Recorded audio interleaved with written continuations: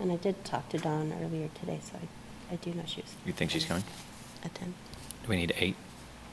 We already You have 6. You have quorum. We got quorum already.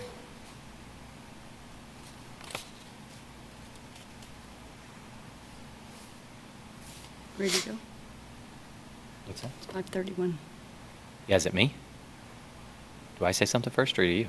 You do. Oh, yeah. Hey! Call meeting, Phil? Hello, everybody. I want to welcome you to the Sustainability Advisory Board. Call the meeting to order, our March meeting, and we'll start off with some housekeeping items from Kathy Richardson, the city's Sustainability Director. Thanks. Good evening, everyone. A few housekeeping items for tonight's Zoom meeting.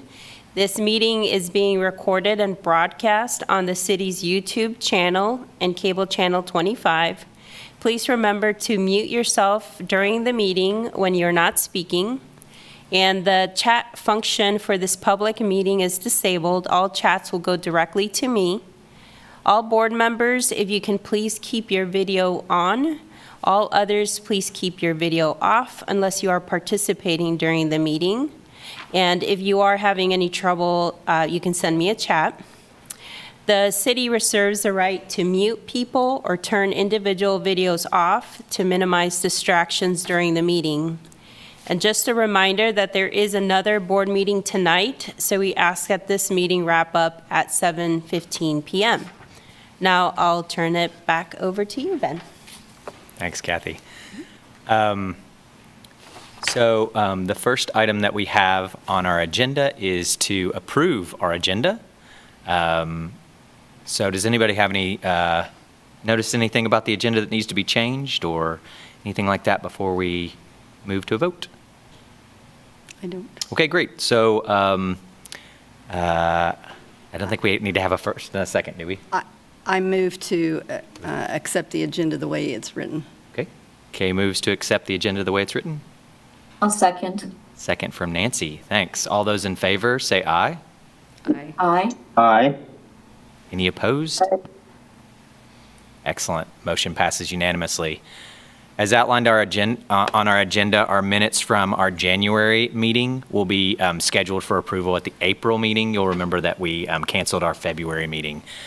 So we'll work on those, approving those minutes likely, as well as the March minutes at the April meeting. So we're going to kick off after that with our general public comment period. I didn't see anyone, but I've just opened now. There's no one here in the room. If anyone has time for or interest in making a general public comment that's unrelated to the items we have on our agenda, now would be the time. Speak now or forever hold your peace. Okay, moving right along. Woohoo! Look at us, we're on E. Okay, so our first major substantive element is to get our staff report from the Sustainability Director. So Kathy, take it away whenever you can. Thanks. Sure, and some items to cover for tonight's update are there's some discussion on what's the update of the process of the possible changes to this board, the Sustainability Advisory Board. Also, the single-use plastic bag ordinance implementation, an update on that, and then some upcoming events that we want you to be aware of, and now is a good time to ask any questions and so forth on those items. So as I go through each one of these items, please do tell me if you have any questions. So the first topic to discuss is the possible changes to the Sustainability Advisory Board. So you're all aware kind of where we are so far, where there was a committee that was formed to recommend changes to the City Commission. This board discussed that in details as to, the conversation that was had at that commission meeting, and just kind of that thought process on how it impacts the Sustainability Advisory Board. It was the one advisory board that kind of was discussed separately.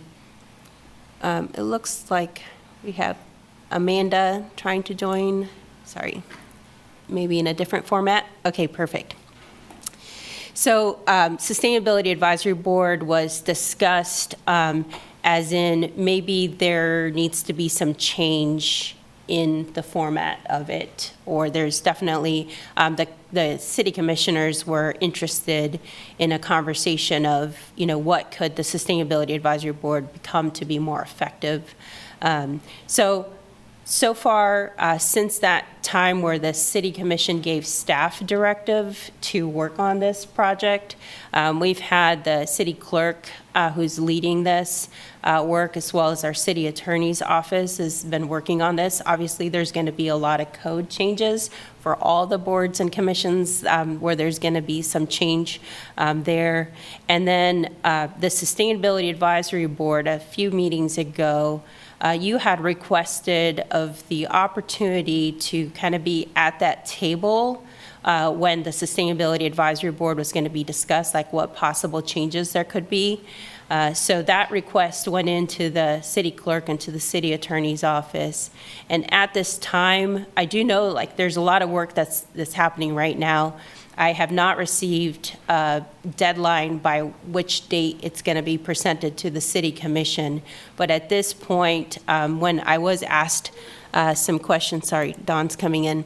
When I was asked some questions about Sustainability Advisory Board, I did ask the update as to whether any member from this board could participate in the process. And they said for this part of the process, they are not bringing in board members for Sustainability Advisory Board or for any other boards and commissions that are changing and consolidating and so forth. So at this point, and I did let the chair and vice chair, Ben and Kay know this a couple weeks ago, it seems like, but they did want me to go ahead and just kind of mention it to all of you, that at this point in the process, the city's going to move forward, the city staff move forward with, working on what they, what we felt we heard from what the city commission wanted us to present back to them. There's still going to be a lot of conversations. This is just kind of working through the steps, if that makes sense. Any questions or concerns?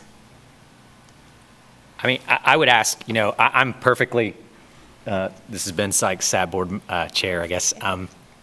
I'm perfectly happy to work through steps. I'd like to know what those steps look like at this point.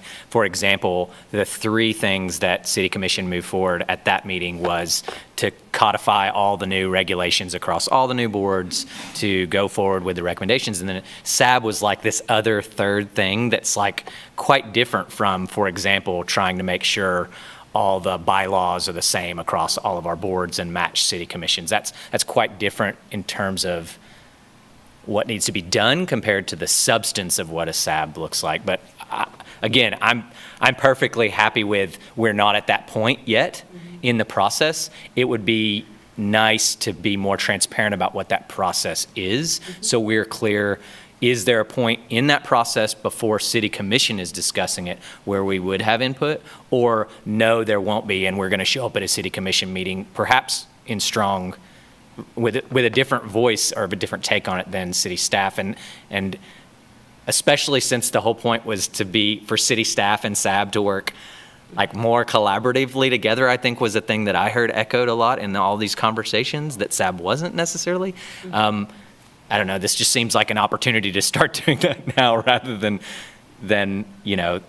Yeah, and it is my understanding of the information I just relayed that from now with the work that's being done until it gets presented to the city commission, there's not going to be additional input from advisory board. So just to clarify what Ben just said, what are the steps? Is there a step there where, advisory board members can, have a conversation or can be part of the process before it goes to commission? So what I'm saying is this part of the process of what is going to be presented to city commission, the city staff has indicated to me that they're not bringing in, advisory board members. There were advisory board members surveys and all sorts of other things that happened early on in the process.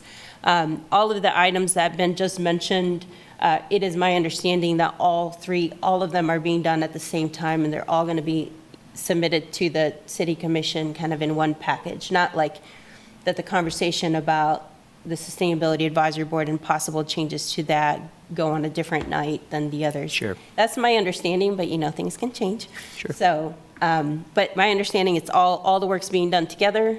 It's going to be presented to City Commission. They're not inviting the folks in between. Sure. Yeah. Okay.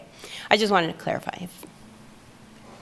Any other thoughts or comments? But I do appreciate the, comments or concerns that you may have. I will also say at the time that the public and everybody gets to review what has come up, I mean, there's, as you know, significant changes that are happening with a lot of boards and commissions, and there's going to be significant changes to bylaws, and they're going to be, kind of a template to use with every single advisory board and commission, or I don't know if every, but I know that there's going to be a template where, if they select that it's going to be 6 members per new board, it's going to be 6 members. If they, how the agendas are going to be created, if that's a staff, actually the majority of boards and commissions, it's staff that puts together an agenda, not the chair. So again, those are things that are being discussed. How members are going to be appointed to these new groups, is everybody going to be off these boards and then, everybody gets to apply to the one that they are interested in serving on? All those things are going to come out kind of at that same time. Okay. I don't see anybody else with questions. Okay, let's talk about single-use plastic bag ordinance. Woohoo! How are you all feeling? Good. Good? Oh, I see some thumbs up and, yeah, some nods. Okay. Have you been shopping and seeing the changes around town? Most definitely, yes. So I was sharing with Ben that I'm mostly currently homebound with baby. So if you are out and about at these stores and you see those signs reminding folks to bring reusable bags into the stores, can you snap some photos and send them to me? If it doesn't have if the sign doesn't say which establishment it is, just text me where you're at. These photos are great for presentations, and I do have quite a few lined up. So yeah, if you're out there and you see something cool about it, just share with me. I appreciate it. So we can talk a little bit about just the implementation itself, and then I'll talk again about the campaign with the Coneflower.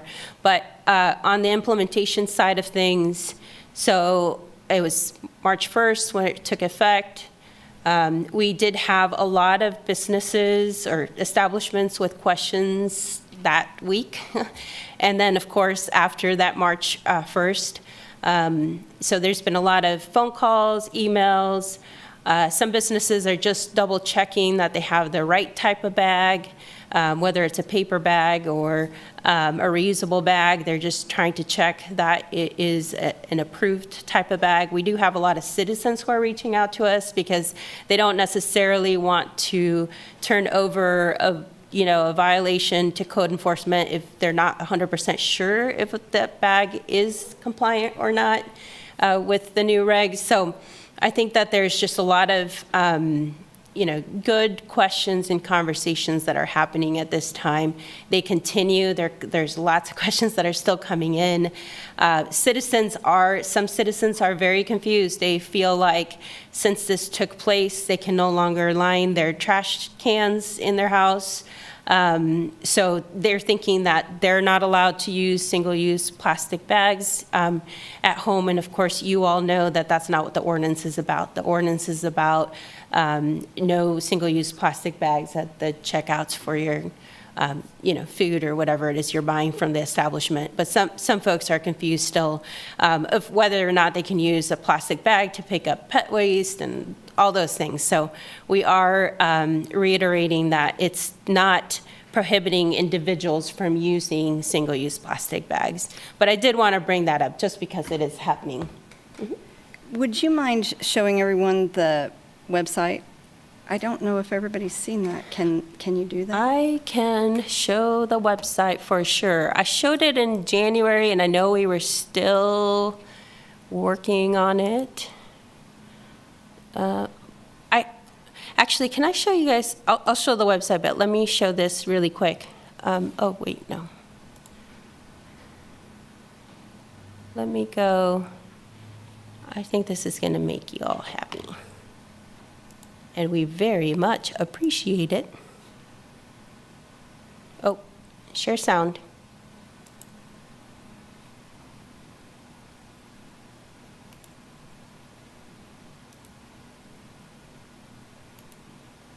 After this, I'll show you the website and I'll Okay. go through No, it this really is quick. great. Hi, I'm Margaret Kumar, and I have always lived in Northeast Kansas, love the area. Right now, we live just north of Big Springs in Douglas County. I am Tad Kumar. We have a small organic farming operation there where we grow all kinds of fruits and vegetables and even sell some to the farmer's market in Lawrence. Why should we bring reusable bags when shopping? Doing so will not directly stop the polar ice caps from melting or single-handedly reverse global warming. But because we feel overwhelmed by such huge problems, bringing reusable bags is a small action which gives us hope. Here is something we can do. Here is an action which is within our control. Also, one thing may lead to another. Once we reduce plastic waste by bringing our own bags, we may wonder about what else we could do to benefit the planet. Forming new habits is not always easy. You may initially find that you left your bags in the car once you were already in the store. We store our reusable bags in the car trunk, and getting them out while we are still in the parking lot has now become part of our new routine. Also, remember that a reusable container can be almost anything. A reusable bag, a backpack, a box, a laundry basket, or even old plastic bags. Use your imagination. No one needs to incur any additional expense. Get yourself the most badass bag you can find and have fun. We've got this. Nice. Yay. Okay, thanks for letting me show you that. I didn't want to miss showing that to you. I was really excited. So this is not the final copy. There are going to be subtitles. So the city is asking Coneflower Consulting to please add the subtitles to this. And then we'll be sharing through social media and so forth. And actually, this will be one of 4 videos that are being put together. I believe we talked about this, and some of you gave me some feedback and advice as to who, but one of the videos will be the mayor. Another video is a family, which is the Syke family. Sykes family? Yeah. Ben signed up. And then also another video is going to be KU students, university student age. So those are being worked on. But I did want to show that to you, and I didn't want to forget. So thank you. Now,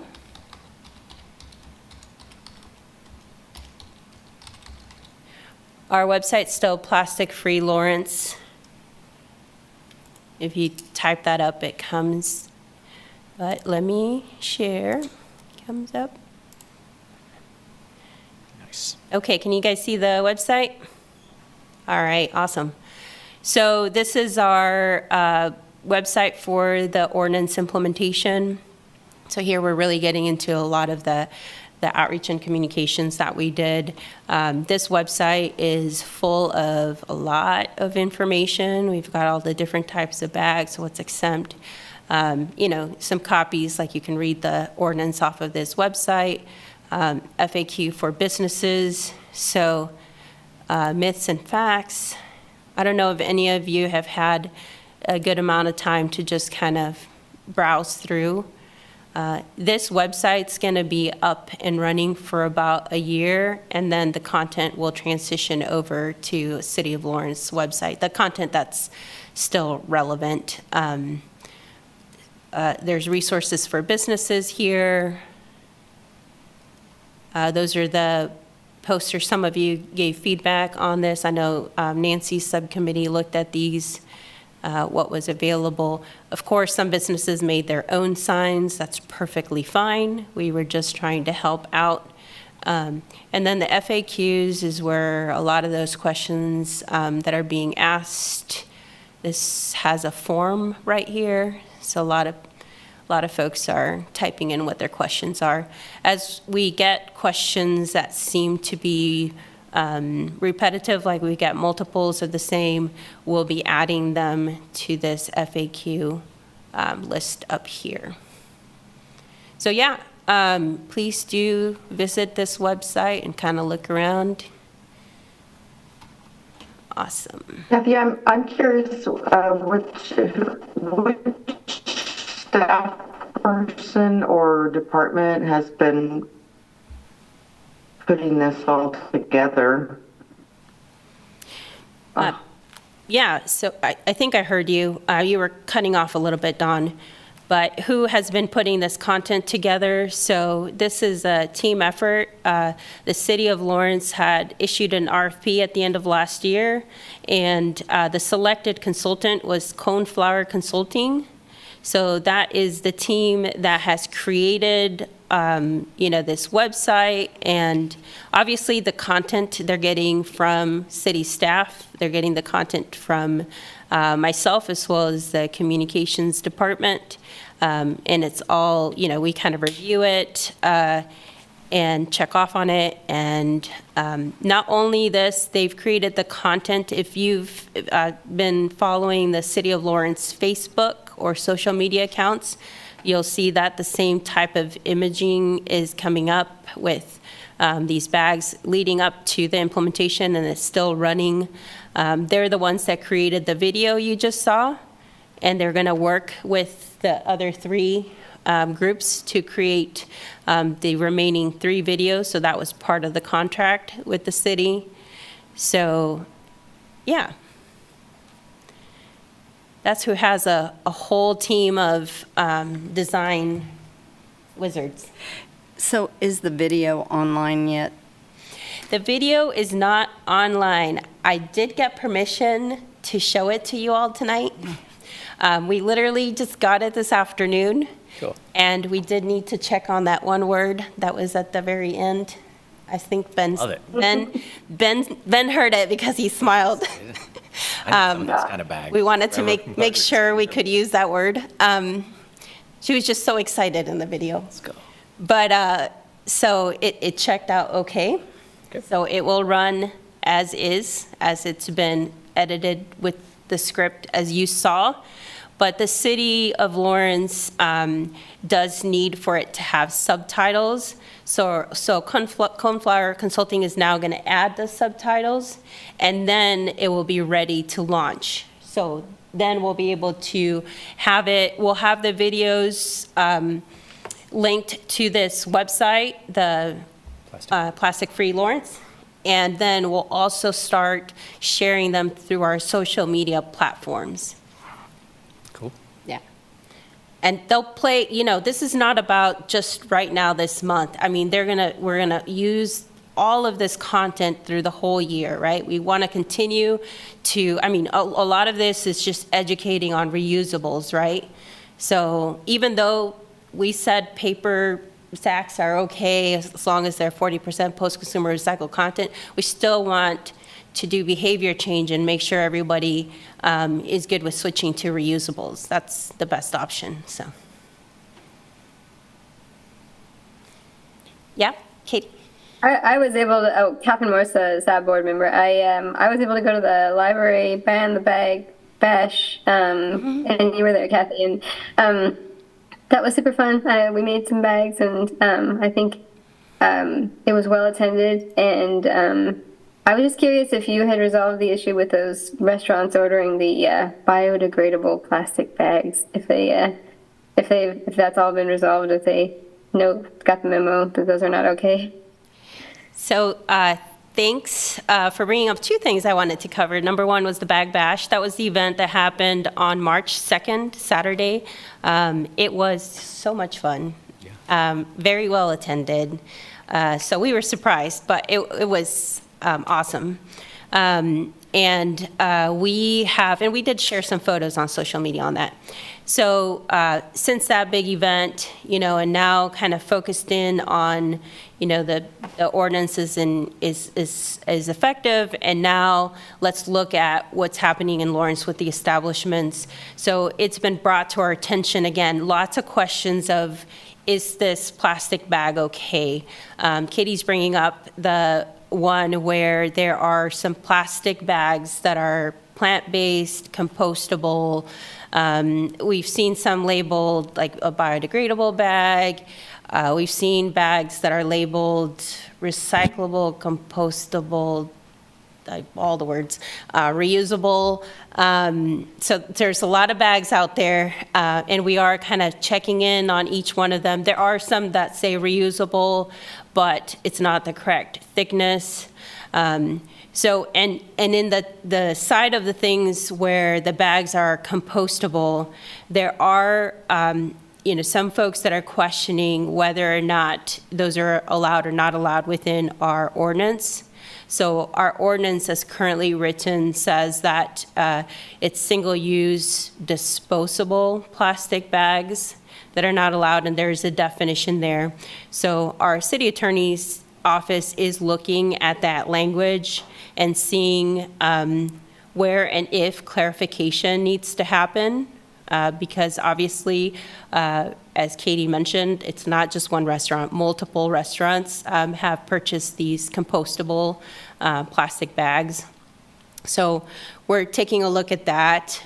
There are some, and this is a good opportunity for me to let you know, there are some other gaps within our ordinance. So we had mentioned earlier in review when somebody brought up, well, alcohol to go by state law is required to be in a sealed clear bag, which a clear bag would be a plastic bag. So there are some conversations there where we do need to step into updating our ordinance to make that an exception, because there is a state law stating that. There's some questions about, if you're not the one transporting the goods from the establishment to your home, if somebody else is doing that for you, be it Uber Eats, DoorDash, whatnot. And what does it do with, you're not at the establishment, you're not at the checkout, you're not doing curbside pickup. So we're looking at that language because it seems to have a lot of questions about delivery. And actually, I will tell you, as a lot of the individuals who have been just asking questions about the ordinance, it seems like a lot of it is focused on deliveries and the difficulties with that when it's not in a plastic bag. So I will tell you that a lot of the conversation is around that function of delivery. We have had a lot of folks also asking for if there could be exemptions in terms of like an ADA type of situation. So there's been, we've been working through the questions of paper sack is not something, or paper bag is not something that some people cannot grab onto or hold onto, but what are those options with reusable bags? And if the person doesn't have, again, a lot of questions about what if the person doesn't have funds to purchase a reusable bag. So the city did do a bag swap at the Bag Bash that Katie mentioned. We will continue to work on ways to get some reusable bags for free out to the public for people who need them. I know Earth Day is one of the events I wanted to mention that's coming up, and we wanted to model the same kind of bag swap situation that we did at the Bag Bash. And I will tell you, there were tons of people. I didn't think this was going to happen, but there were a lot of people who just brought us stacks of reusable bags that were clean and good to use. They just didn't need that many, and they were willing to help somebody else out. So we have had a lot of questions around that. So we have been pretty busy with just questions and potential clarifications that are needed with the ordinance. But I do appreciate you bringing that up, because that is something that is still in question. Well, maybe you can talk to us a bit about the events so that we can get onto the KPI for environmental sustainability? Absolutely. So in terms of events, I had mentioned last time that Earth Day Fair was getting, the planning was getting started. It is going to be on Saturday, April the 20th. And that is, so 2 days before the actual Earth Day. That is also the day that Friends of the Caw is going to have the Earth Day River cleanup. Friends of the Caw has it in the morning. The Earth Day Fair is going to be in the afternoon. It's going to start at 1 like it did last year, but instead of ending at 3, we've extended it to 4, so it's a 3-hour event. Sustainability Advisory Board had given that feedback that it should be a longer event, and also some of the folks who participated at the park last year gave that feedback. The lead organization is still the Watkins Museum of History. They are part of the city's unmistakable identity outcome, which focuses on, there is a KPI on events that celebrate environmental sustainability. So they are lead. They already have a lot of partners. Some of you are in organizations that are already signed up to participate, but there are at least over 20 right now that have signed up, and we will continue to work on getting more folks at the park this year, and looking forward to it. And we are working, city is also a partner with Friends of the Caw for the river cleanup. We have been in the past, and we will continue to be a partner there. The other event I just wanted to mention, not as many details have come out just yet, but we are going to host an electronic recycling event, and it will be on June 8th. I don't know the time yet, but I'll have more information at a That's an next important one. meeting. E-recycling. I know that's important for a lot of people in our community. So if you've got an old printer that doesn't work somewhere, or that cell phone that you can't get any money from whatever those kiosks are, June 8th is your day to bring them to recycle them. We've been having a lot of citizens calling us with questions about when it's coming up. Yeah. Looks like Dawn's had her hand up for a while. Thanks. Yeah, I just, since you brought it up about, or Katie brought it up about compostable bags, it's an interesting question, and I know we don't have time to have a big conversation about it tonight, but I just, from my personal perspective, I would, and if you're having these conversations with city staff, I would advocate for certified compostable bags because it's not actually plastic, and for defining what is a plastic bag in terms of petrochemicals, because I think that we can't just just turn away anything that looks like plastic, because we need to embrace alternative materials. So I just wanted to in case we don't get a chance to be part of this conversation they're having with staff about that particular issue. It's an interesting conversation and deserves attention, but I just wanted to throw in my 2 cents on that. Thank you. I do appreciate that feedback, and if I can, I did want to mention that one of the things we're hoping to do is kind of write the list of all the main concerns and questions and potential gaps that our ordinance has, to address those with you as a board and to address them with the city commission. If the city commission, they're the ones that ultimately, if they want to keep it as is, they'll keep it as is. If they want to make some changes, that's the governing body that will make changes. But we want to make sure that we are, looks like we lost somebody. We want to make sure that we're not going to them with one item and then 1 week later going to them with another item, and then, or to you. Yep. I think it's, in all fairness, good to wrap up what all the concerns are and what we're learning from this implementation, and then tackle it together. Sounds great. Yep. Looks like we lost Nancy. I think she'll come back. I see her. I think she just turned off her video for a moment. Oh, okay. Sorry. One question related to the events, because you mentioned Earth Day might be another opportunity for a bag swap. Yes. Or, for members of the community, like you saw at the Bag Bash, that might want to donate bags or want to contribute to those kind of things, maybe we could have information at I think our April meeting will be before Earth Day. So if we could have some information at least out there by then, or maybe on our Plastic Free Lawrence website, because I think there are plenty of people that want to make sure that it's not an equity issue, and that people that, not just at the beginning of our ordinance, but at least for a good long time as we've implemented that anybody that needs a reusable bag should be able to get a reusable bag without having to pay money for it. So I don't know, you guys don't want a warehouse somewhere in Lawrence full of reusable plastic bags from community members, but if we could get some guidance on that, that would be awesome, I think.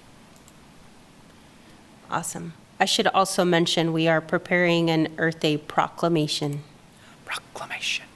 Yes. So we'll be, hopefully, if any of you want to participate, you can absolutely come, and we'll have partners there too. So we'll invite Friends of the Call, Watkins Museum of History, and others to be here in front of the commission with our proclamation. Awesome. Any other elements for the staff report? Or any other comments or questions for Kathy on the staff report items? Woohoo! Awesome. Thanks, Kathy. Thanks for all your hard work on all those things. So the first item after the staff report on our agenda is to focus on the KPIs under environmental sustainability. We've discussed a few times that we'd like to see some new KPIs, but also that the KPIs that are already there might need some modifications and work that Kathy honestly has already been dealing with and working out. So I think you were going to lead the discussion on this, and maybe we were going to try and focus a little bit down into some tractable things. Yeah, I appreciate that. I did not provide any homework or reading materials prior to this conversation. I think this is just to stage the conversation that then we can have a little bit more fully next month. Perfect. So one of the things, and this isn't anything new because it's been brought up before, and I did tell Ben and Kay I just needed to double check on this item before we talked about it with the Sustainability Advisory Board, because there is a group that had been meeting in a retreat format, which is the Connected City Outcome Group. They had a 2-day retreat about 3 weeks ago or so, and they're looking at all the KPIs within their Connected City grouping and seeing which ones they would like to see some changes to, which ones don't make sense, that need better clarification, what's missing from the Connected City outcome.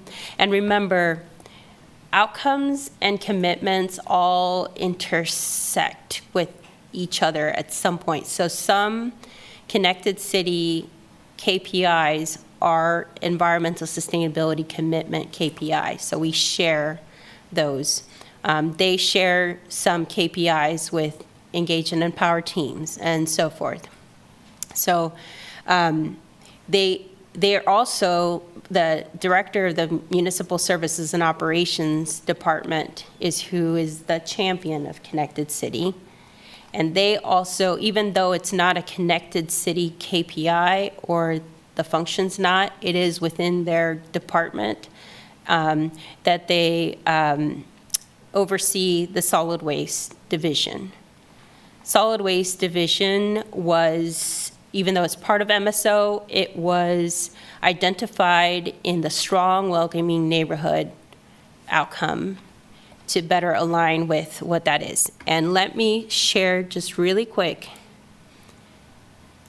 so that you can follow along.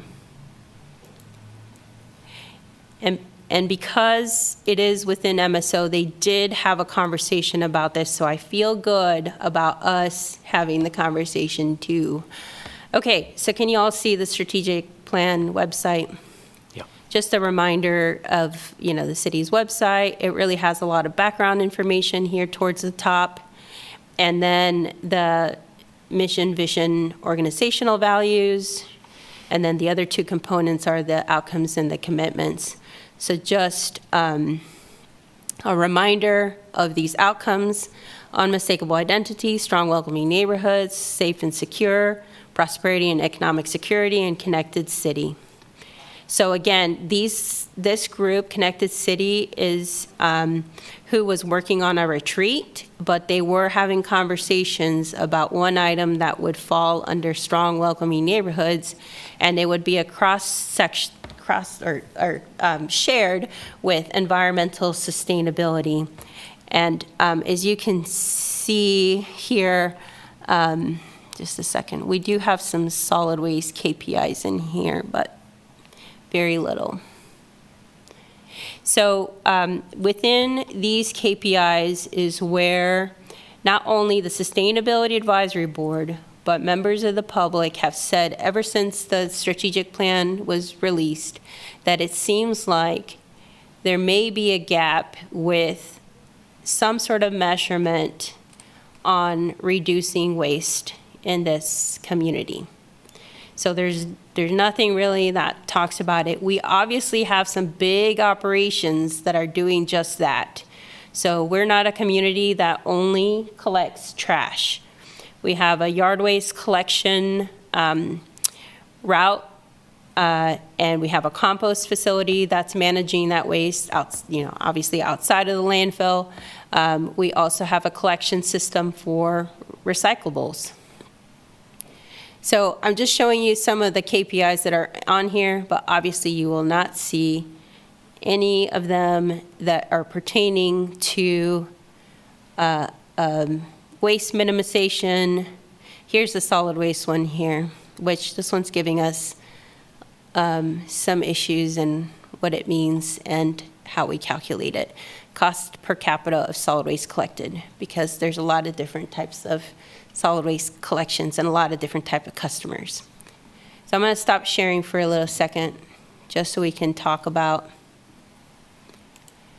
is this still an area that you would be interested in engaging in a conversation with me on of how we could develop a strong, it's not only about developing a KPI, right? So we need to think about what the KPI, what's the measurement, but also what are the strategies that are going to get us to move the needle on that KPI. So none of these are just a standalone measurement. It's like, what is it that we're going to do in order to,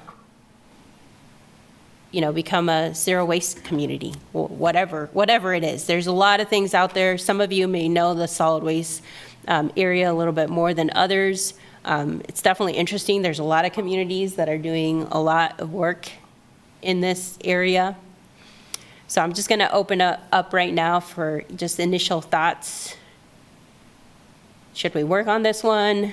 Yeah, I have a couple of things that come to mind. One, I would love to do a retreat like you described at Walkable Cities. What was it? Connected City. Connected City, thank you. And if other board members would be willing to commit that time, I think it's vastly important. And the city is, really seems to be taking this whole strategic plan seriously. I would like to know more about how, how it's a living and breathing document, because there are things that are voted on in city commission that, would reshape this. But yeah, I definitely would love to, commit even a day retreat if others are willing, or 4 hours over 2 days or something. And then I do think that solid waste is a conversation that we need to have more of. Out here where I live, there was recently a proposed landfill and asphalt reclaiming center to go in a really sensitive area near the lake, and our neighbors were able to stop that, but it really made me start thinking a lot about, this stuff has to go somewhere. This was going to be a lot of construction waste and things like that. And, we can't just kick the can. We have to start finding solutions. And so I would love to keep that conversation going with this board, throughout the year. And I do think it's important. Thank you, Dawn, for that. I did want to clarify, so the retreat that occurred, that was a staff function. It actually involved a lot of folks from the MSO department, as well as transit and others that are part of that Connected City team. I don't believe there were any outside of the organization folks that attended, but that was just a staff effort to do what we're doing during these board meetings, which is brainstorming which KPIs do we think are strong, which ones are not strong, which ones are missing, which ones need more clarification. So I guess what I'm saying is, instead of having a whole day of SAB and myself getting together to talk about all the KPIs within environmental sustainability, we had proposed a model where we would talk about one or two per meeting. So every meeting this year, we can have that conversation and brainstorming. And again, this isn't to replace, or brainstorming is good. We can give some good feedback, especially to that Connected City team of, hey, here's what we've pulled together and some, research we've done and what we think, could work, and where there's community interest. I mean, you guys are all connected. You're connected with universities. You're connected, with companies and so forth. So we want to utilize you all to kind of help us develop that KPI. Ultimately, it's the city commission that's going to say, yes, we're going to bring on a KPI like that, or thank you very much for all your work on this, but this is not something that's a priority, or whatever. They get to ultimately say that. But I think it would be so helpful for this group. And again, we'd be working on KPIs that might overlap with Connected City, or next month or 2 months from now, we might be working on one that overlaps with planning and development services with, strong welcoming neighborhoods or unmistakable identity and so forth. But just taking it a little bit at a time, if that helps. There's thoughts? I think we should focus on safe and secure and prosperity and economic security. I mean, I can see where there's elements that, it's worth reviewing, the Connected City and the others, but safe and secure is missing some KPIs. So does this board feel, again, Dawn brings up a great point. Does this board feel like we should focus our energy on figuring out what could be environmental sustainability within safe and secure? I haven't heard specific comments from the public saying, hey, this is missing, Kathy, under safe and secure. Although I have heard the comment of, why does safe and secure not have any KPIs that are environmental sustainability? Should we do that instead of waste minimization, or, this waste category? Like, that's the thing. We've got to focus on one. Well, it's Kay Johnson, SAB board member.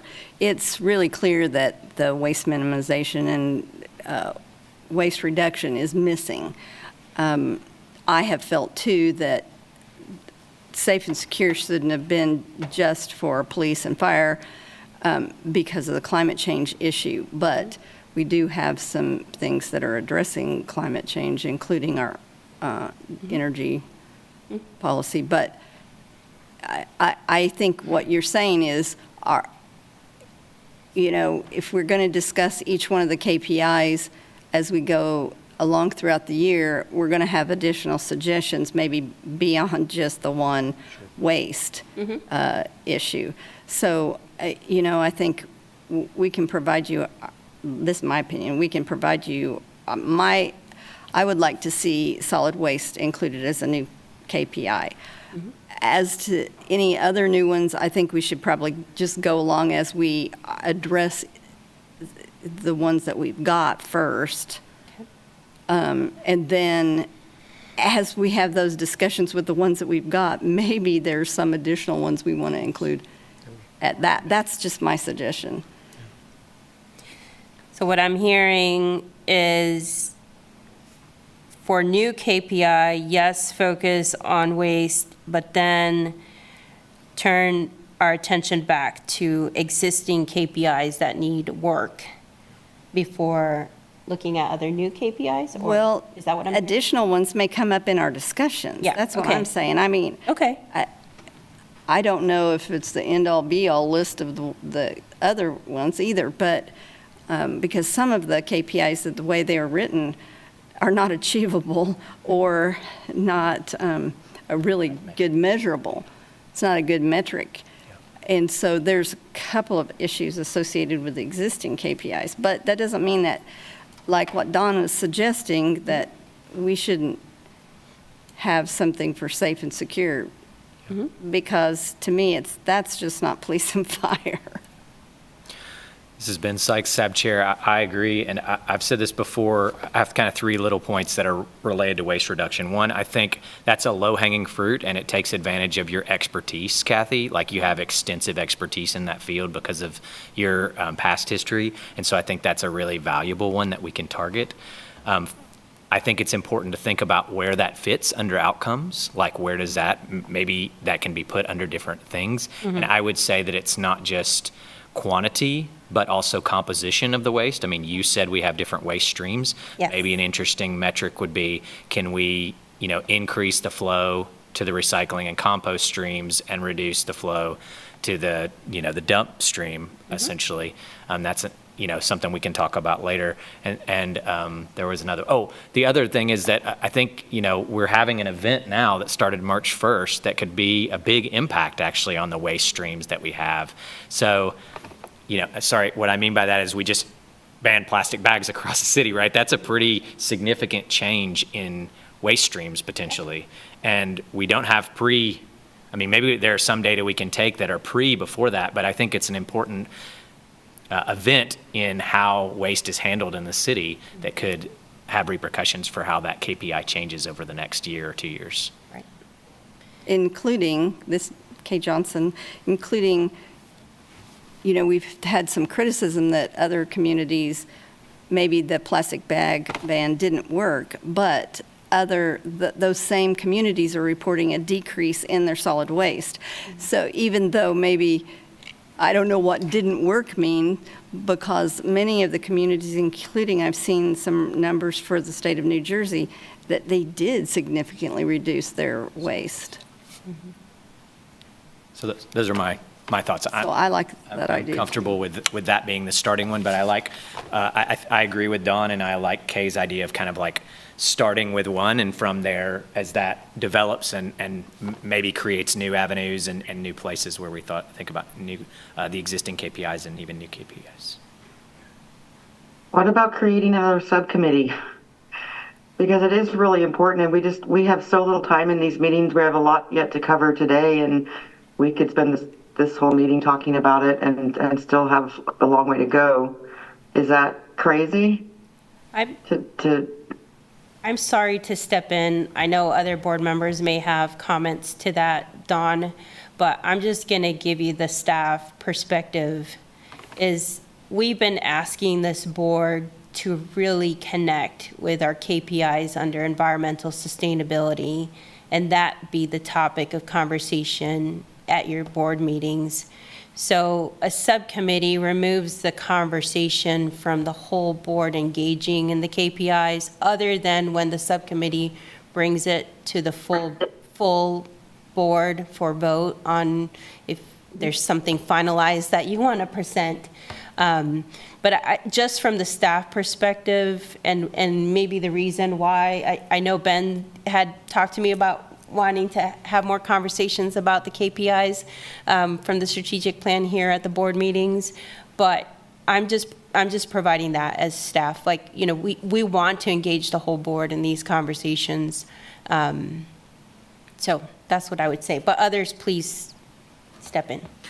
Yeah, this has been Sykes, SAB Chair. I just agree that it's a thing that our whole board needs to be working on, not just a portion of our board. So I want to give it the time in here, but I don't think that means we shouldn't have, for example, homework.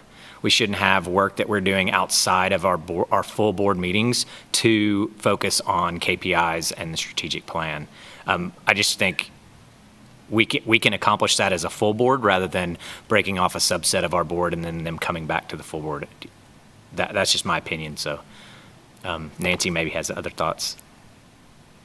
No, I think it's a great idea to have the whole board to discuss it. I was just going to throw out the idea, talking about this KPI is including kitchen composting, something that we could discuss with respect to waste reduction.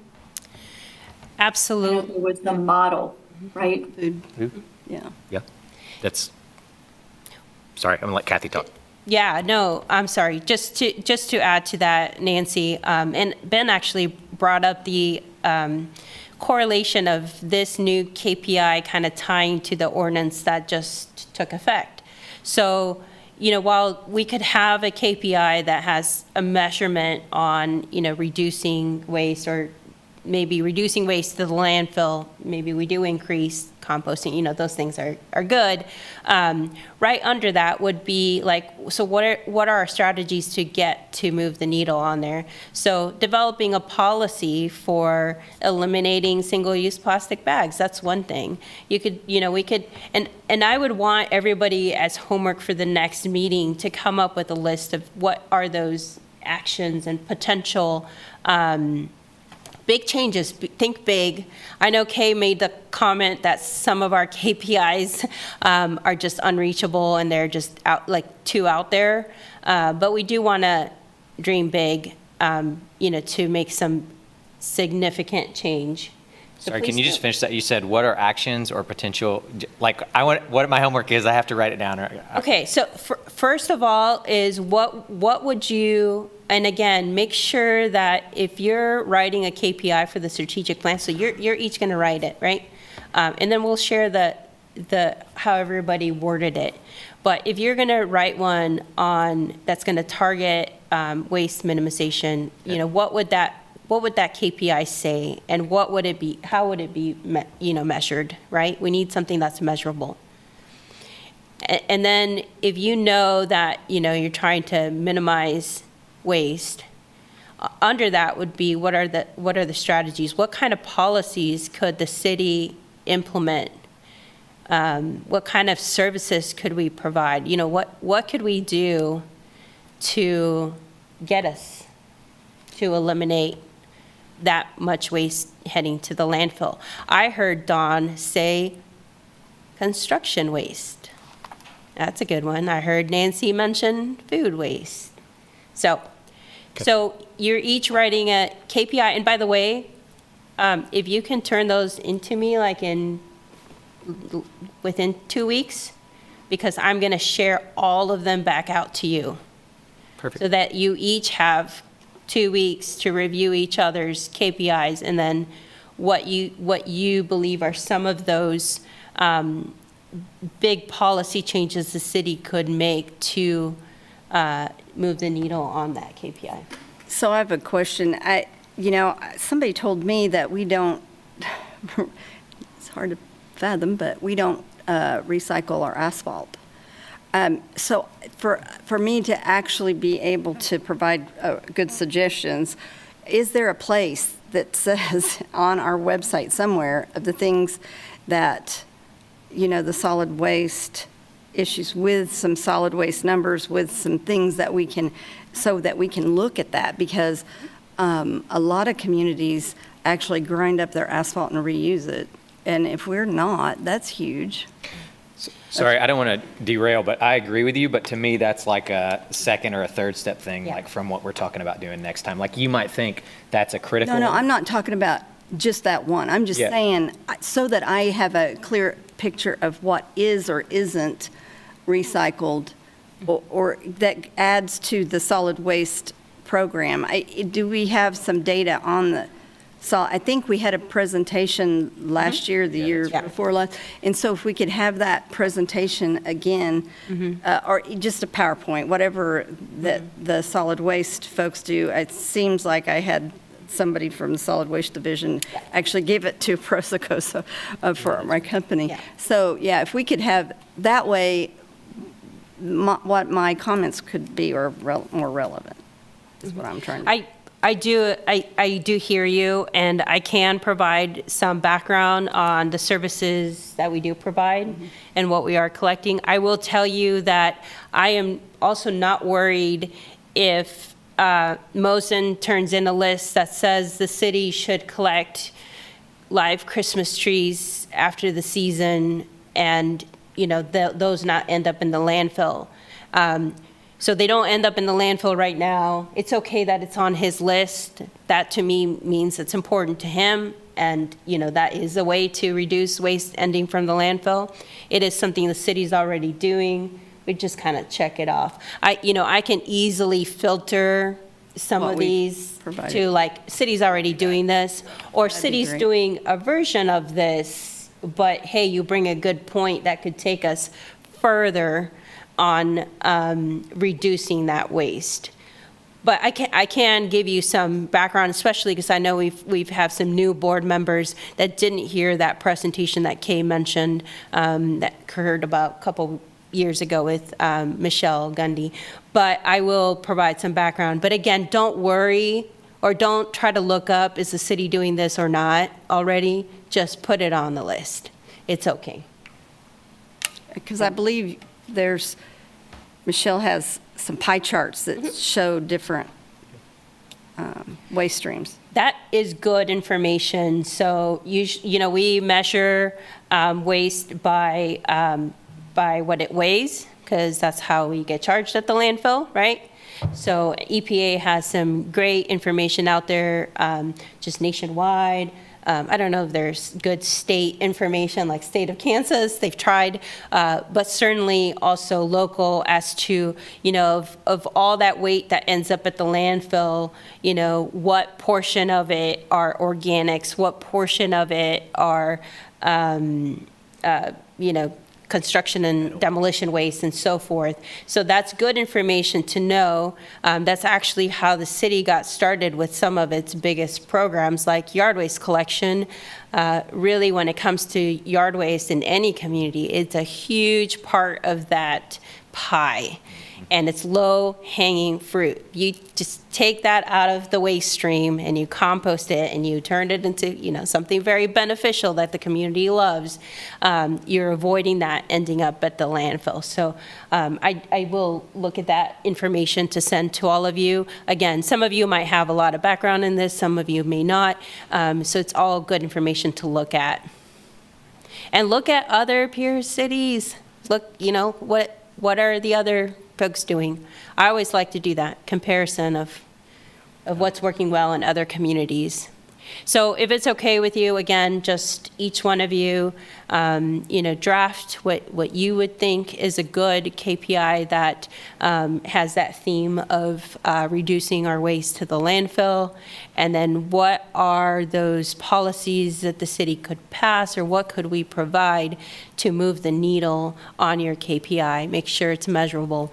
And you would Does like that us to sound get fair? that to you by the 27th, if we can, March 27th. Yes. Yep, And I will just doable. grab all of those, put them together, and then shoot them back out to you. Perfect. Thank you. Just to clarify, are we supposed to kind of address this as if it was going under strong welcoming neighborhoods or connected city, or does it not matter? I see Solid, that there's one solid waste in the strong and welcoming neighborhoods. yeah, solid waste was identified with strong, welcoming neighborhoods. So it Okay. fits better the definition. If you read what strong, welcoming neighborhoods is all about, Yeah. that's where solid waste fits in. Even though the rest of its Thank you. the department it belongs to is in connected city. That's a good question, though. Yeah, good question, Don. Any other comments? That was a good place to wrap it up with our homework and stuff like that. So, Yeah. so let's go ahead and move on to the SAB letter and request for Ordinance 9744 for the city manager. Do you want to? I'm glad to talk about it, Thank you. yes. So we'd asked several times, and Kathy knows that we've been trying to get this information, and she's been trying to gather this information because, well, she's the only staff person that is available, obviously, to write a report on, in the ordinance 9744, there is a requirement that the city manager's office will engage in an annual review of progress toward the goals as set out in this article and advise of such progress to the Sustainability Advisory Board and City Commission. And this was signed March 2020. And to date, there hasn't been a report. So we've been asking, and it's been difficult to do that. And we didn't want to put this onus on Kathy particularly, but it does say the city manager's office.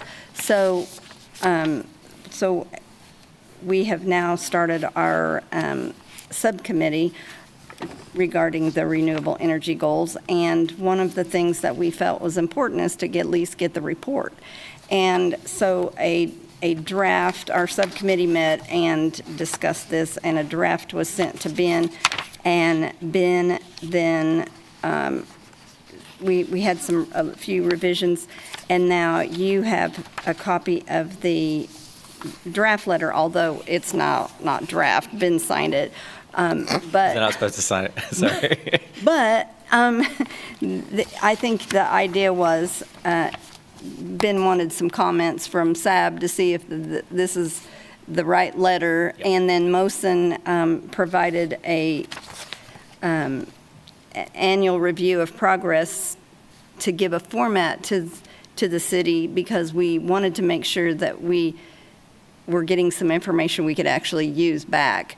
It's a suggested format. Obviously, the city chooses not to do it. That's up to the city. But so that's what you've got. You've got a letter that's signed by Ben, and then an attachment, which is the annual review of progress. And Ben, do you want to add anything to that? No, I think that's really great. Exactly what the subcommittee is trying to do is make forward progress on 9744. And I think Mosen's template that he's created, I think, can be extraordinarily useful. There may be elements in there that don't work exactly for the city, but I think rather than kind of, Athena springing out of the head, how do you make one of these reviews? I think it's a great template start for doing those kind of things. So I just welcome any comments on either the letter or that template. Kathy, I don't know if you had any thoughts or feedback on it before the board gets into it. Yeah. Okay. Dawn's Like got her Dawn, hand. yeah. I was looking Yep, at Dawn, go ahead. Just a couple of things. Just grammatical thing on the paragraph 1, 2, 3, 4. The paragraph that starts "to our knowledge," and to help facilitate. I know that works, but I would change that to assist. Sorry, or give me just something like one that. second, Dawn, because I want to have up the document. Grammatically better. I'm sorry, I could have. It's all right. What were you I suggesting? just want to change what it as, or at least have it. It's in the chair letters in this 9744. Because I don't have an editable one. Okay, sorry, go ahead. Okay, well, while you're looking for that, I'll also say that the other thing, back up.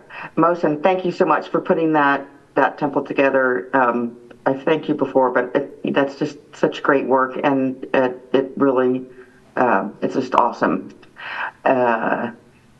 I think that we really need to refer to ourselves as the actual committee name that we were voted in as. And I really like the idea of keeping let's see,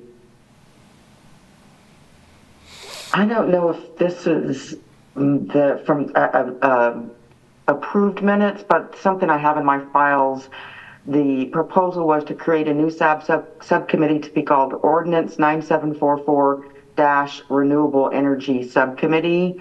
And I feel like that also sort of gives, I think it makes things more searchable for people. And I think that it gives more kind of credence to, being able to ask for a, report like this. Those are my two things. I didn't understand her second. Sorry, so just real quick, because I've got the editable one up, Dawn. So the first one that you suggested, can you just say that one again? The first one? Yeah, the Oh, it's grammatical just one. grammatical thing, the paragraph that starts, to our knowledge, no report has been prepared. Yep. Second sentence, to help facilitate, I mean, you could use that, but it would be more grammatically correct to just say to assist or to facilitate. To assist your because office. It's like two words that mean the same thing. Yep. And then the, It's no big deal, you can leave it as is. nope, I got And it. I just do feel strongly that we should address ourselves as the subcommittee name that we were voted in as. So you would change I at know it's a that first mouthful, paragraph. but Sorry. Didn't mean to interrupt you. yeah, the very first sentence, Yep. just the name of the committee is Ordinance 9744 space Renewable Energy Subcommittee. So we've already said a new subcommittee, Ordinance 9744 Renewable Energy. Maybe that would be fine? Is that okay? You've quoted the name of the subcommittee as Renewable Energy Goals, but it should be Ordinance 9744 hyphen. So you're saying because we're having the quotes around it, we want to say exactly what it is? Yes. Or we could say, I mean, it's- instead we could say a new renewable energy subcommittee to review and subsequently, and just not have the Take quotes? the quotes off. Is that another, would you say that's acceptable, Dawn? Or no? Sure. I mean, Just to simplify it, yeah. I'm just trying to, so a new renewable energy. I'm going to pass all these through. We should pass all these one more time before signed and send. A new renewable energy subcommittee, without quotes, to review and subsequently provide recommendations to the city commission regarding implementation of city ordinance 9744. Does that sound, is that, Yeah. sorry, I can't see your picture, Dawn, on my little screen here. Oh, sorry, I can stop sharing. It's okay. Sure. And really, to be clear, it would be the SAB board that would provide the recommendations. The subcommittee is to provide information to SAB, and then SAB would provide recommendations to the city commission, so maybe we should look at that sentence altogether. So the SAB recently developed a new renewable energy subcommittee to review. Yeah, you're right. They're providing recommendations Yeah, to SAB yeah. to provide recommendations. Yeah. Yeah, and we maybe just need to fix Yeah. that sentence. Okay. It's kind of long. Well, I don't want to labor it too much, but I'll try and work on something that can fix that. I'll highlight that. I get what you're saying. Both of you, I think. You could simply say to review and assist SAB in providing recommendations to the city commission. Something like that would be Yeah. good. Yep.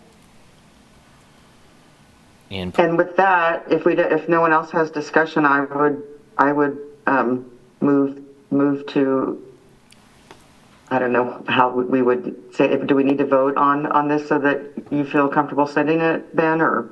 yeah, I think so. If you all are comfortable with the changes that we just outlined, if anybody else has any others, then we would move forward with those changes. I welcome a motion. If at Dawn, it sounded like you were kind of, there was some. So moved. There was motioning. And I'll second it. Okay, and Nancy seconds. Great. So all those in favor of signing and sending this letter from SAB with the recommended changes we just discussed, please vote aye. Aye. Aye.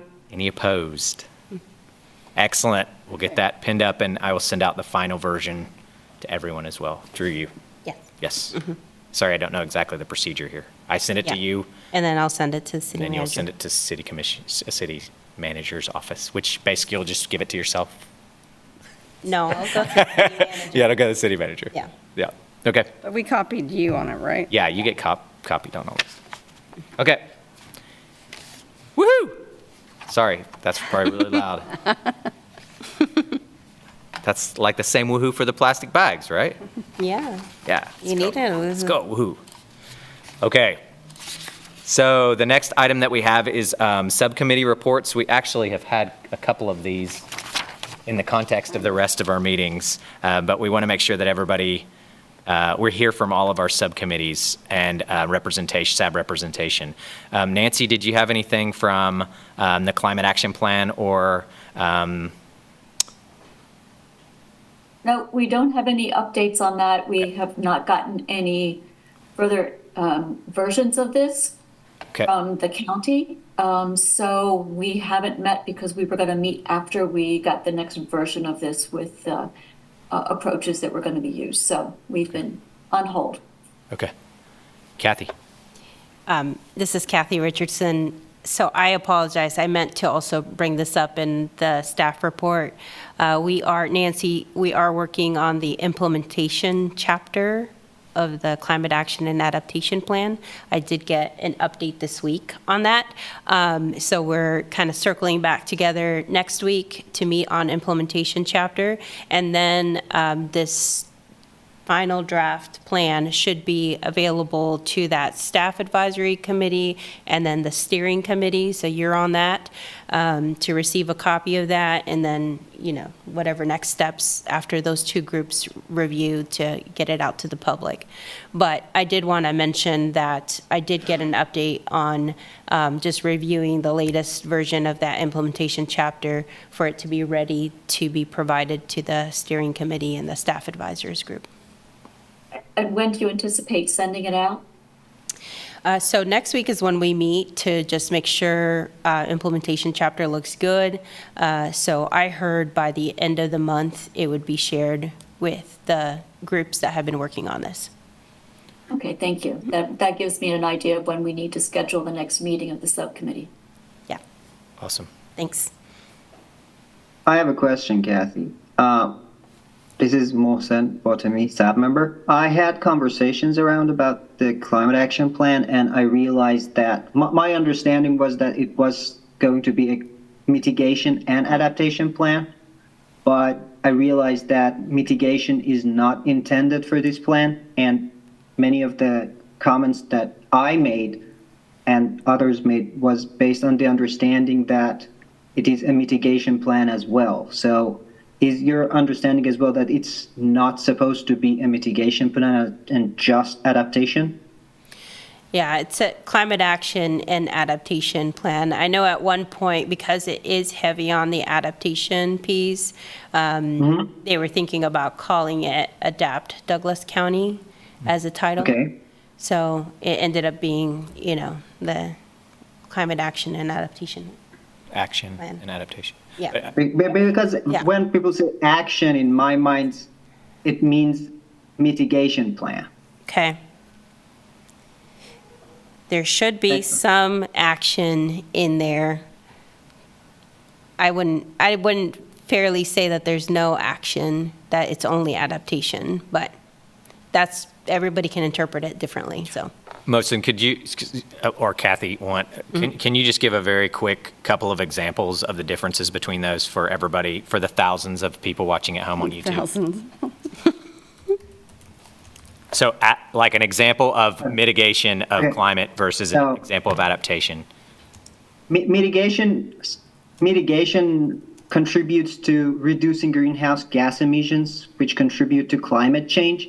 But adaptation deals with the consequences of climate change. Like if we are having more flooding in town, we will build levees or things like that. So it depends on, are we thinking about mitigating climate change itself, or we accepting that it is happening and we want to adapt the way we live and deal with the consequences? Excellent.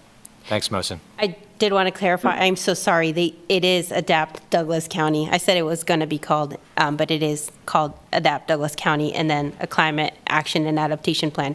So to your definition, Mohsen, of that mitigation, that action on, being something that reduces the greenhouse gas emissions.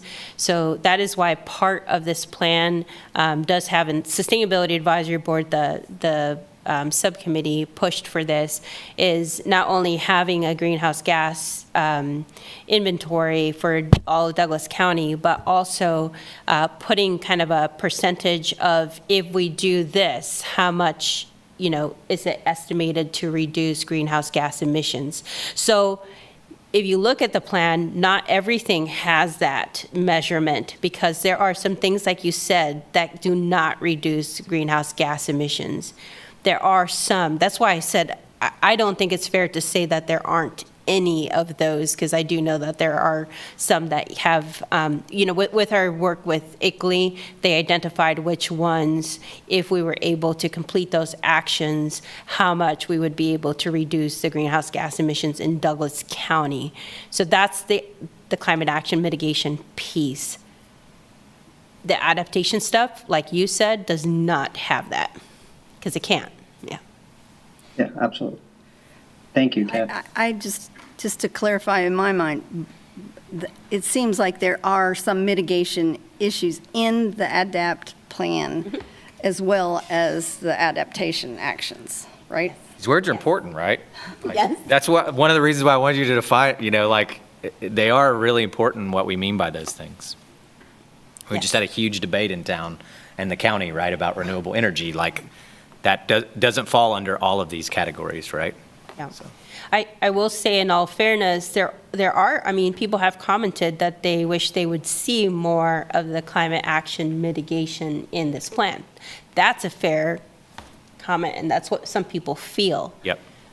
They feel it's well covered in adaptation, and Mosa, maybe that's kind of what, and I still remember your comment, which was very helpful, I think, for all the board members to hear, and myself as well, that, when you look at what the plan is calling out for the percentage that we could reduce, it's such a small percentage, right?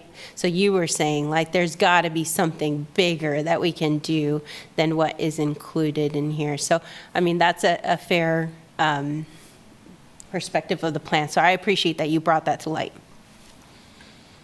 Of course. Excellent. Any other thoughts there? I think I can be pretty quick on the noxious weed ordinance. Kathy and I have talked and been able to connect, or trying to connect with folks in Johnson County and the municipalities there. They have, if you haven't seen, both implemented sustainable landscaping practices, and also have a cost share program that they are working hard on. They have a different tax structure and different kinds of policies than we do, but we have a planned, we're going to plan a meeting with them to talk about how their stuff works. That includes city staff and myself and the same kind of people from Johnson County, so that we can see if we can move forward on that element. Everyone will notice that the weeds are probably growing in their lawn, and we will be overrun by the vegetation momentarily, and so it's a good time to start talking about both planting natives and trying to reduce stormwater runoff, as well as it looks like we might have a stormwater runoff event here in a minute. Yeah, maybe soon. Yeah. So that's my update on the weed ordinance. I don't know if anybody had any questions or thoughts on that. The one from Food Policy Council, Food Policy Council meets next Monday, and I will give an update on the plastic bags ordinance that Kathy's going to help me with. Beyond that, there's a lot of great working groups that include things like what you mentioned, Nancy. The Forward Working Group is working on eliminating food waste through reduction, recovery, and composting. So there's elements of overlap, I think, that we have opportunities. We're going to have a great presentation by people that work on Kansas City Healthy Kids initiatives, presenting on kind of growing a equitable food system plan for the greater Kansas City region and stuff. So that's the update on Food Policy Council. Great. Okay, so Land Development Code Update Steering Committee. Kathy sent out a link for a survey, and today's the 13th. I think they said the deadline on the 15th. So if you hadn't looked at that, please complete that. It is a very short survey, and it's not that difficult. It is a little different, I think, as far as how it's written, but your input is really important for sustainable development. there's, I would recommend that you take a look at that, see how you can fit your interest in sustainable development into that survey, and put as much as you're interested in into the other comments. So that is important, and we're continuing to meet. We haven't seen any updated documents. So while we've been going along, we've been providing comments. I've been providing comments that SAB members have provided to me. But as far as I know, they don't have the latest drafts of any of the chapters. Okay. So I would suspect that we're going to start seeing a more finished draft sometime in the next couple of months, if not sooner. But Do they have a third section out now? Yeah, there's a third section. Third section out. Third section out right now, which is more like, I think, administrative type things. But there is a website, and Kathy, maybe in the minutes you can also provide that again. It's also got the links to the different modules, and there's some online editing versions that you can actually put in your own comments into the draft sections that already exist for the 3 modules. And that is a great way to make sure your stuff's in there. I did provide written comments for the information that Ben gave me, but like I said, it's kind of like throwing stuff over the wall. I have no idea what has made it in and is what has not, but I've provided the information, so we'll see. Then the SAB Ordinance 9744, we did have our second meeting as well for our subcommittee, and we are starting to compile a list of actions that could be taken both short-term and long-term as far as achieving, as far as addressing the issues in Ordinance 9744. And that is above and beyond what we discussed about the letter. So we already talked about the letter, but people are doing their homework on that. So I don't know exactly, I don't have a timetable as to when we'd be providing all of those lists, because we're still reviewing the Kansas City Climate Action KC plans. We're looking at we will be looking at other communities as well. But I view some of the things that we're doing also fitting into eventually an implementation for the city of Lawrence. Nice. As well as addressing the ordinance. There's connections. Yeah. Awesome. But we'll be working with Nancy's subcommittee on that too. Yeah. That's all I have. Thanks. I was able to find that. We'll put it in the minutes with a Google search of Lawrence LDC or Lawrence KS LDC. It has a convio. It has this word that I don't know what it's from in the website title. But if you want to look at the Land Development Code's website, Lawrence LDC, Google. Sorry, we don't approve of Google. Use DuckDuckGo or other things. We can't, right? You can't recommend. We can't recommend any search engine, any specific search engine. Awesome, we're doing great on time. So we have the last 15 minutes here. I think we're dedicated to SAB member items. Mohsen had Mohsen, I don't know if we want to talk about the one that you had emailed me about, or you want to put that on future agenda.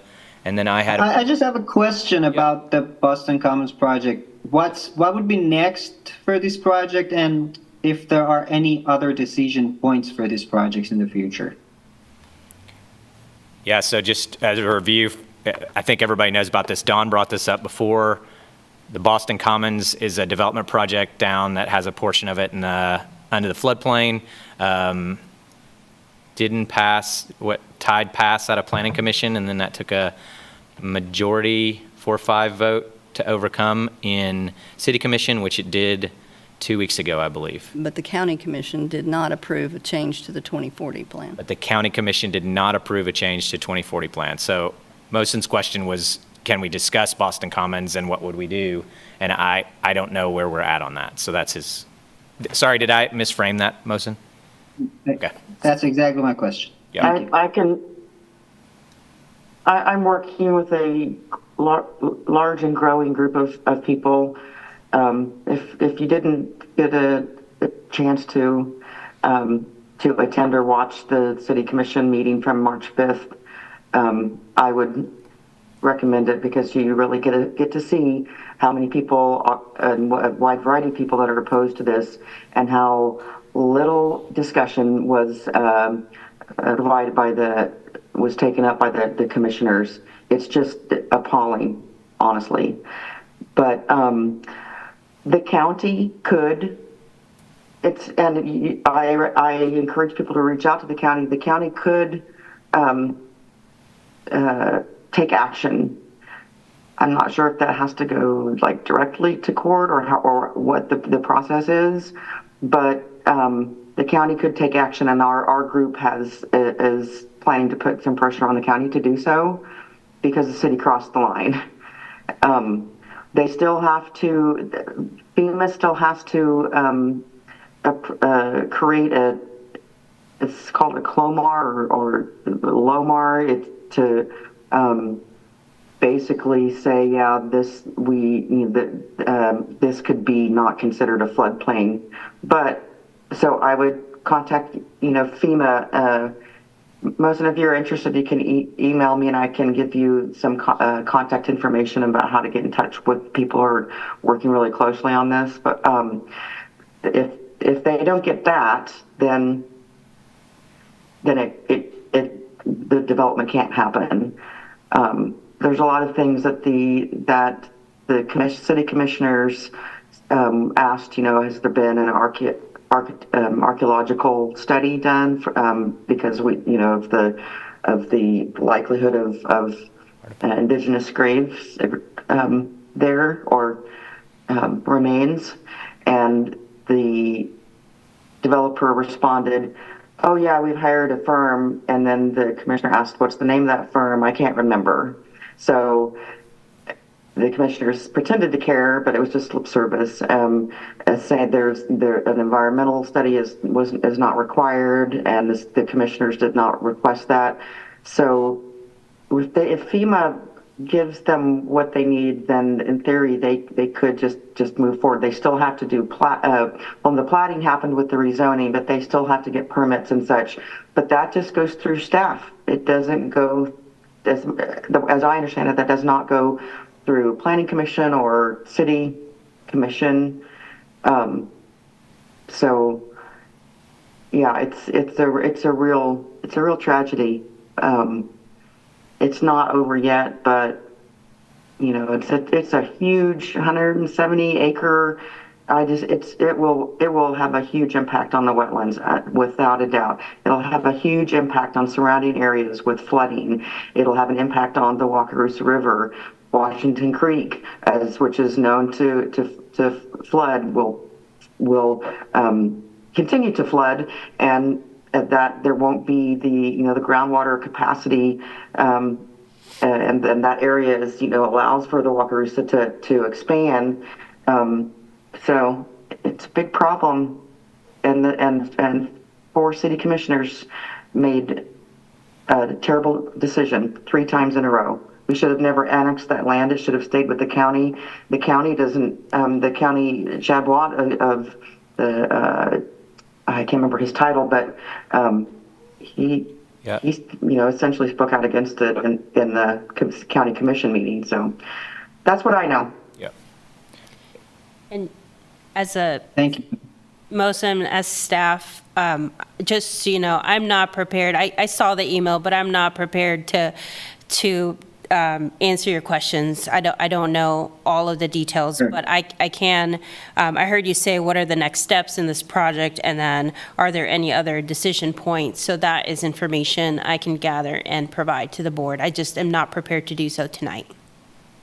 Yeah, absolutely. Okay. And most of those are individual, like you as an individual can contribute to those decision points. I don't think that there's a role at this point that the SAB could play at those decision points, but Maybe if you do I'll your find research, out. maybe we'll find some, but Yeah. since city commission is. Yeah, right. I did reach out to, based on some discussions we had had before, to people at KU. Several of us wear multiple hats, and one of mine, like Nancy's, is over at KU, and Mosin too, over at KU. And so I reached out to ask if there were sustainability issues that they might want to collaborate with the city on, and particularly to try and ask them about elements like renewable energy. We had talked about those kind of things, and also a few other things. And so I did meet with Vice Provost for Operations, and also the guy that Cameron Lauer that runs recycling and custodial services. Callie Long is the Vice President for Operations. We talked a lot about what KU is doing and what they can be doing. I think a lot of you also know that KU had a sustainability office that Kim Kreiner Ritchie was a big part of, who's now the Douglas County Sustainability Director. And that at least nominally, that commitment of having a Center for Sustainability no longer exists at KU. So we talked about how those services have gone under other umbrellas and how they're getting carried out. I did talk about, opportunities, for example, for renewable energy. They have a lot of parking lots at KU. One of the key elements that we would want to work in if we want to make those suggestions would be the KU Campus Master Plan, much like the Land Development Code, is due out in the next month. And that's been worked on for several years now. And so the framework from that will provide opportunities, like the vision for where they want to go. So for example, I raised Lot 90, which is the one right across from Allen Fieldhouse, has had cars in it, at least for the 10 years I've been here. It seems like a grand opportunity for solar, kind of like they've done at the Merck.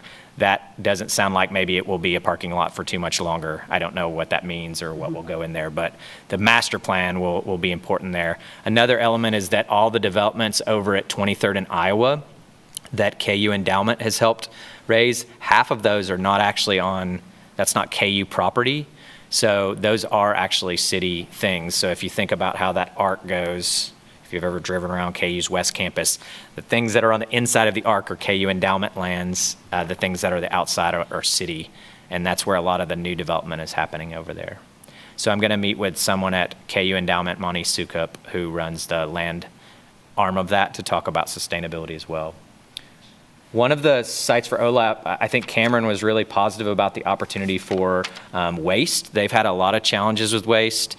For example, I asked, why aren't they doing recycling in some places? They're not doing recycling, for example, in the main residence halls up on the hill anymore because they had an enormous challenge with contamination. They just could not get students. They have gotten student environment ambassadors to try and go in and convince people to not contaminate the things, is what I was told. They still are doing it in the scholarship halls, but they're not doing it in the main residence halls. They do it on other parts of campus, but I think Cameron sees that as a big opportunity, just like we're talking about MSO and waste reduction for the city. I think that they could see an opportunity there. And they did raise, which we've talked about a few times, the need for commercial recycling, just like we've had people downtown raise that as an important aspect. They would love to not be a city within a city on those kinds of things, which I think that quote was made.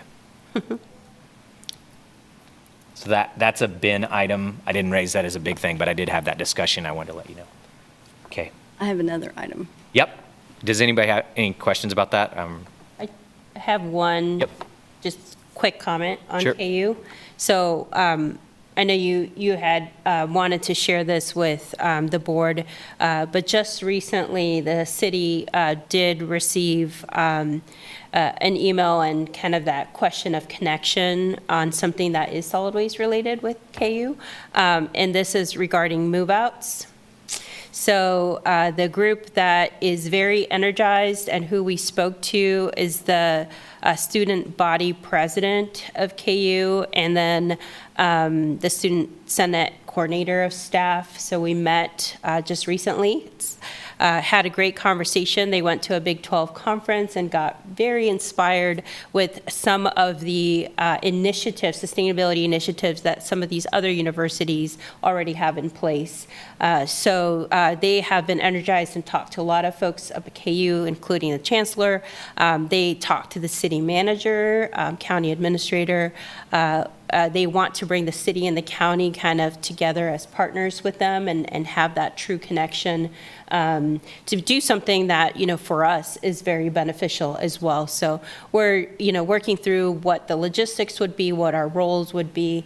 They're interested in making sure if it's a connection with the city and the county, that it's a program that would not only launch for this year, but could be repeated year after year. Fantastic. So I just wanted to share that. More information to come. Awesome. Love that energy. Thanks. That would be way cool. Yep. Okay. So I have just a couple of issues not related to me, but just to make announcements. There is a new, it's called Hot Times in the Heartland, which was actually launched, I think, in February, which a number of recognizable Lawrence people are in this video, and there are numerous opportunities to watch the video. Sunday, March 24th at 1 p.m. KCPT, Kansas City PBS, it's going to be on. But you can also, there is a Facebook page for Hot Times in the Heartland. It's to talk about climate change issues for our area. And there's a lot of really great information about that, including water issues. But also there is the Dole Institute has launched a 4-part initiative, and you can actually go on and see the first two in the Dole Institute website on the YouTube channel. They have, the first one was a panel discussion on food and farming policy, and that was extremely really good. The second one was on water issues. The next one, March 19th, is going to be powering the next generation renewable energy options and hurdles in Kansas. And that all of these start at 4 o'clock. You can actually go to the Dole Institute and attend the panel discussion, and that's led by County Commissioner Karen Willey. And March 26th, Where Do We Go Now, is the politics and policies of climate adaptation in Kansas. And that one's also moderated by Commissioner Willey. And these are really good because they have different perspectives of different people that are on this panel. And then the audience, both online as well as in person, can ask questions. In talking to Commissioner Willey, they had originally planned to have breakout sessions. There's so many people that are attending these that they can't facilitate the breakout sessions. So, if you have the time and inclination, go at 4 o'clock on these two dates, or at least participate online. And you can ask questions online. They have an ability to take questions through the chat function. But also, if you can't do either of those, you could watch them later on the YouTube channel. That's all I have. Awesome. Brilliant. Any other SAB member items? We're running out of time here. We want to hear them. Mosen, did you have something? I have one suggestion back to the first thing that we discussed. We, as a board, I guess we haven't discussed what we imagine SAP would work and we would like it to work. So I guess we could just think about it between now and the next meeting to and share what we think. How should this board work that kind of addresses the concerns of the commission? I think that's a great idea. I think we should, maybe we can work on codifying exactly what we want for that and put it into the agenda for next time. I would like to do that, maybe even just a short discussion on that. I don't know when our input would be received, but I do think it would be valuable for us as the existing board members to explore the space of what we think can be done and what's worked really well in the past and what we want to make sure to retain. I think that's a great idea. Do others I feel do that way? too, and I like the idea of sending them our information, whether or not they want it. Yeah. Well, it'll all be in our notes too, like as we develop it. So I think that's a good idea, Mohsen. Thank you. So that's just a quick ending maybe that next month we'll have Vice Mayor Devers presenting or coming to talk to us for on the order of 30 minutes, Yes. back and forth-ish kind of thing. And that's a conversation, so he doesn't have a Right. presentation for you, but similar to when you invited the mayor and the vice mayor last Right. year, you can prepare questions beforehand. Yes. And then just be ready to have a conversation with Yeah, him. and particularly with his background in environmental engineering and things like that, I think would be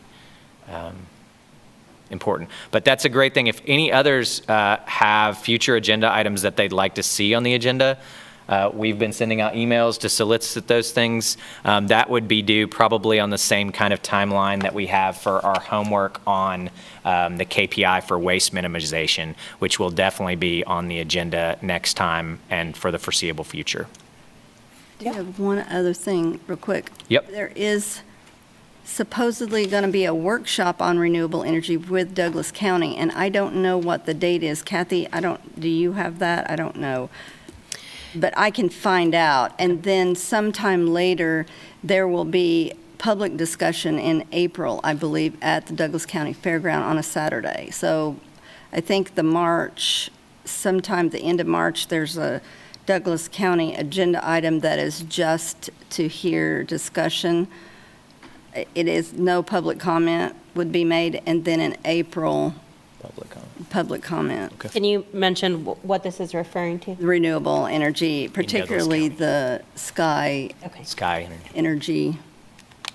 Yeah, project. and I am aware that there are two, that's why I'm just making sure, two topics that are coming up for discussion with county commission and several meetings, and one of them is pertaining to the Sky project that you just mentioned. The other one is on the wind regulations that are going to move forward for discussion. Okay. So I don't have the dates off the top of my head, but I can absolutely put those together in an email and just shoot over an email with all these upcoming discussions that you may be interested as individuals listening to. Cool. Yeah, collecting these opportunities and things like that is important for me. I don't know about everybody else, but thanks everybody for all of your time. I don't think we need to vote for adjournment anymore, so have a brilliant night. We'll see you next month. Thanks. Thanks. Bye. Bye.